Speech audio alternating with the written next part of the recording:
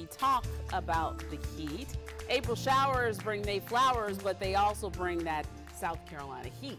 Yeah, we just heard Jim say we see 90s in the 7-day forecast. The governor has proclaimed this week as Heat Safety Week with the goal of reminding everybody of all the risks that come with it being hot outside. News 19's Shelly Garzone has the details.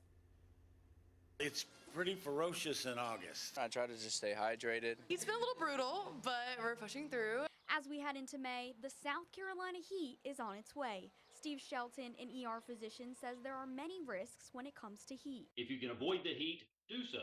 So that may mean moving activities to earlier in the morning or later in the evening. You also need to prepare for the heat. First is hydration. Make sure that you hydrate well, and we recommend non-caffeinated, non-alcoholic beverages to hydrate. According to Dr. Shelton, it's not uncommon for people to experience dehydration, heat exhaustion, or heat stroke during the warmer months of the year. As you progress into some of the heat injuries, specifically heat exhaustion, individuals will start to feel very sweaty and clammy. They may feel nauseated.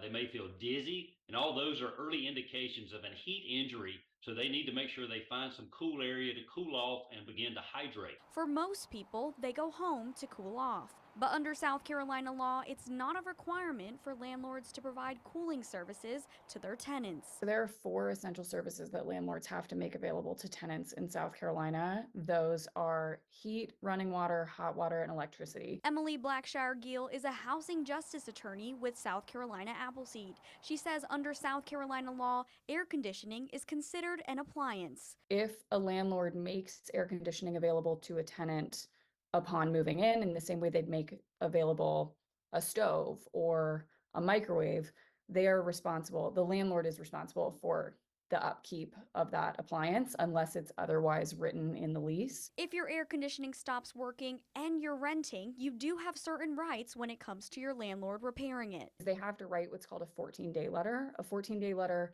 is basically like a legal notice to the landlord that something is broken and you expect them to fix it or make reasonable efforts to fix it within 14 days. Shelly Garzone, News 19, WLTX. According to South Carolina Appleseed, there could be an $80 filing fee against your landlord if you take legal action.